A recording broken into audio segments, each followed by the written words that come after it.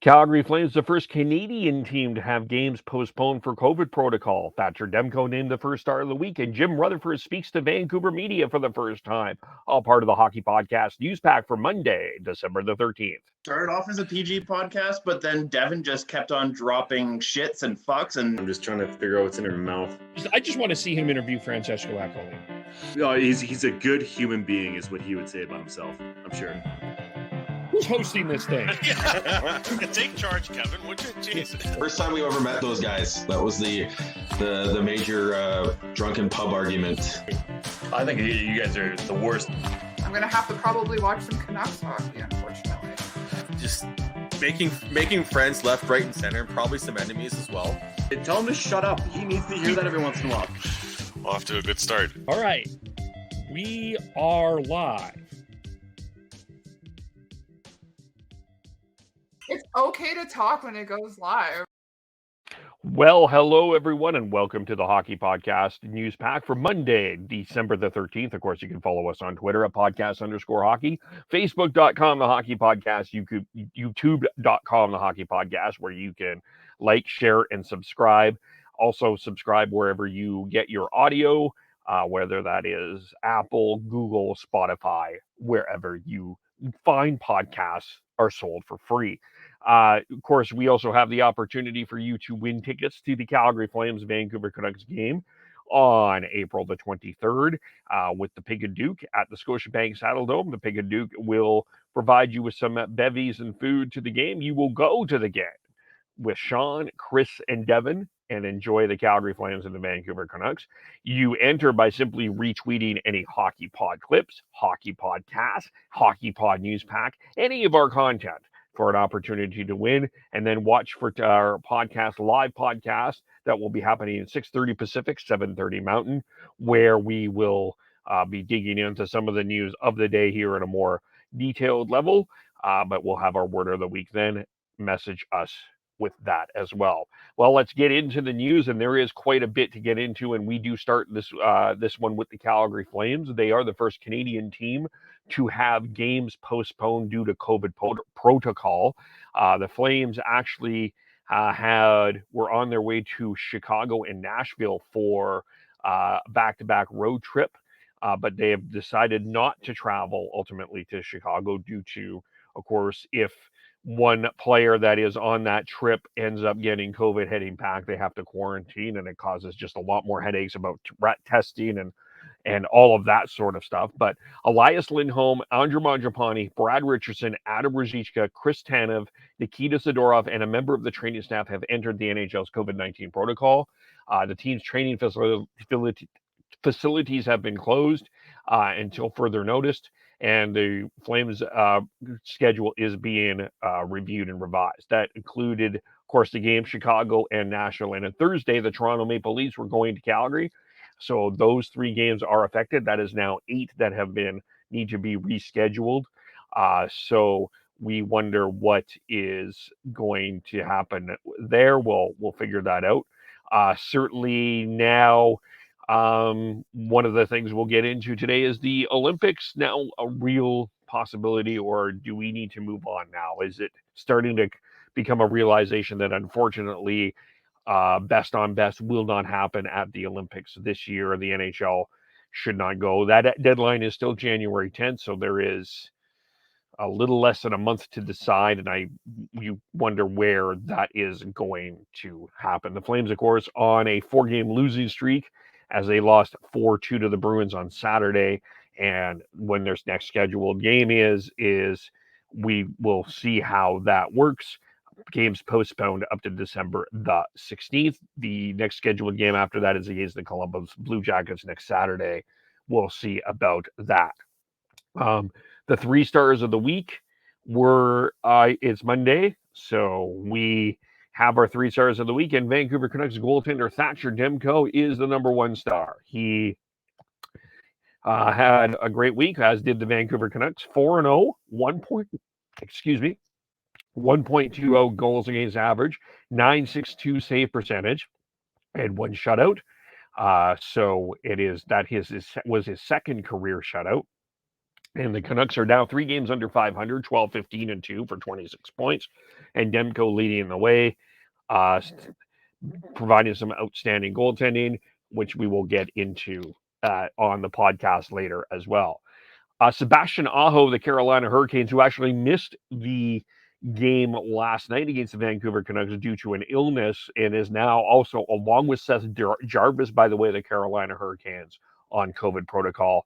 He had 5 goals, 2 assists, 7 points to a 3-1 week. He had his third consecutive multi-point game back on December 7th against the Winnipeg Jets, and he scored his record-tying 6th career overtime goal in a 2-1 triumph against the Calgary Flames, and he had 3 points against the Edmonton Oilers on December of the 11th. So Sebastian Aho, the second star of the week.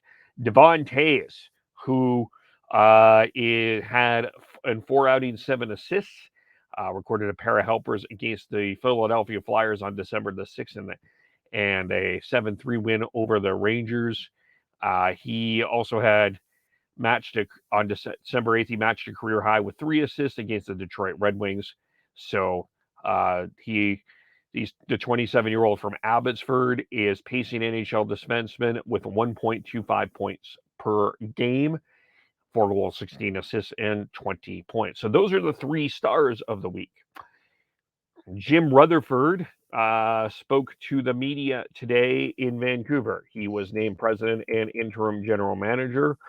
Of course, last week, as we all know, the Canucks made changes in the front office and the head coaching. Of course, Bruce Boudreau taking over for Travis Green, Jim Rutherford essentially taking over Jim Benning's position,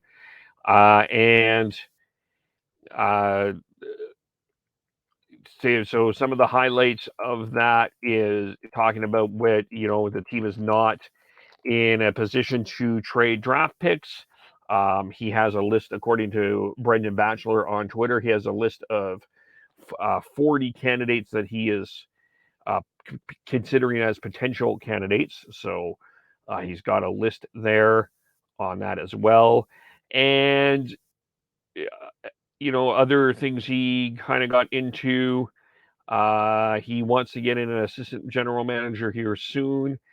And he said, I don't want to trade draft picks unless they're later round picks. And so as well, and as well, he's, in regards to trades, I'm not in a hurry to make a trade. I already got calls. If somebody calls and something pretty good comes along that we think improves our team now in the long run, we will take a look at it. He was asked also about the firings of Chris Gear and Jonathan Wall. Francesco Aquilini actually answered that question. He said, I just came to the conclusion that we need a change, a new culture. We decided to clean the slate for Jim. So we'll dig into that, and as well as the Vancouver Canucks, more on the Vancouver Canucks on the Hockey Podcast that you can listen to. But that's the news there. As well, going on to here, Anton Hoboden has been placed on waivers by the Dallas Stars. They have the 4 goaltender situation. He's in the second season of a 3-year contract. If he's not claimed by noon Eastern time tomorrow, he can be assigned to Texas in the American Hockey League. The move is freed up a roster spot, and the 35-year-old goaltender needs to play games. So that will be interesting to see what happens with Anton Hoboden. The Edmonton Oilers are on a 5-game losing streak, as it's right now. We should call that the slump of Alberta. And Zach Hyman is a player that the Edmonton Oilers are certainly missing. And he is hoping to return on tomorrow, against the Toronto Maple Leafs. Hyman did not practice today. Head coach Dave Tippett did say Hyman is day-to-day and hasn't been ruled out. So it's a possibility that Hyman could be returning to play against his old team, the Toronto Maple Leafs, there as well. So that is some interesting news. Jake Gensel and Brian Rust, meanwhile, for the Pittsburgh Penguins, each skated for the first time since their respective injuries.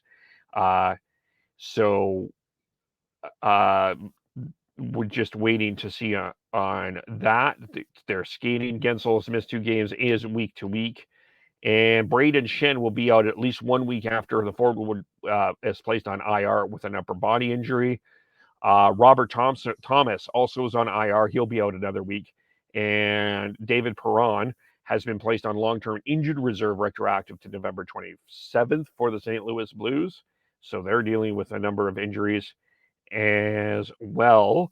And Anthony Cirelli could be back against the LA Kings tomorrow. He has missed 2 games. And Malcolm Subban, full participant in practice. He could return later this week for the Buffalo Sabres. But a possible debut on Wednesday is Capital center Nicholas Backstrom. He is feeling better, progressing. He has been sidelined with a hip injury, and he's been out all year, as said. He took returned to practice today. He took regular line rushes, worked with the first power play unit. And both head coach Peter Laviolette and Backstrom said that didn't necessarily say that he would play on Wednesday, but it was not ruled out either. So that would be a good add to a team, the Washington Capitals, in a very competitive Metropolitan Division. Nicholas Backstrom returning there.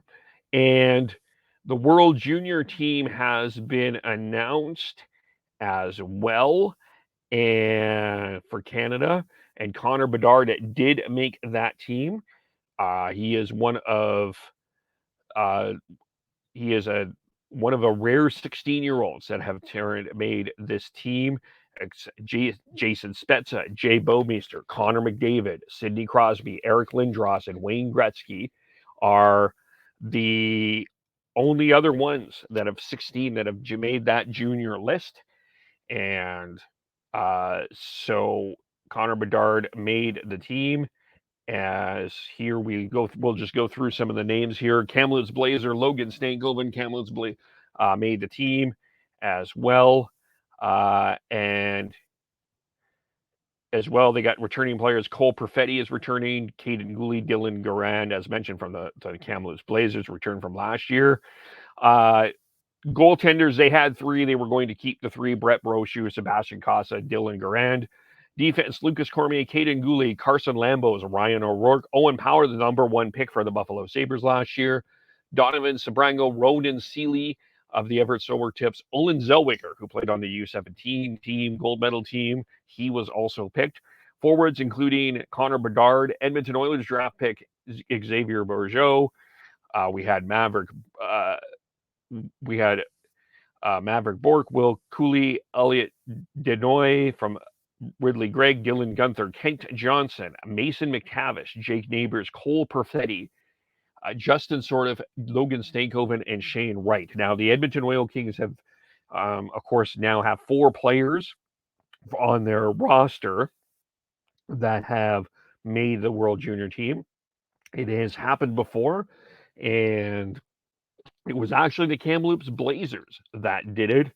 I'll read this tweet from Kamloops Blazer play-by-play announcer John Keane. He brought this up. It was back in, as I think I pull this up here, and sorry, give me one quick second. Nat Domichelli, Jerome McGinley, Baumgartner, and Holland were part of that team. And Keane points out, didn't have to trade for any of them, making the shot about Caden Gooley, of course, being acquired from the Prince Albert Raiders to be part of that Edmonton Oil King 4 list. And yeah, was part of that 1996 World Junior team. That there. So the World Junior lineup being set, and of course they start on Boxing Day in Edmonton. Hopefully all things going well for that. There was Nolan Baumgartner and on that team, as well as kind of going back, it was a couple of old flames there. Jason and Holland was the other one as well. So back in the day, of 1996. If you wanted to do a Where Were You Then? Well, that is the news for today. Again, you can follow us on Twitter at podcast_hockey, Facebook.com, The Hockey Podcast, YouTube.com, The Hockey Podcast. Subscribe wherever you get your audio, like and share, not only for the opportunity, again, to win tickets for the Canucks and the Flames, but just share our contact. We would love to see that. And that is our news, the Hockey Podcast News Pack for Monday, November the 13th. And Monday, December the 13th. And we will talk to you all very soon. Bye for now.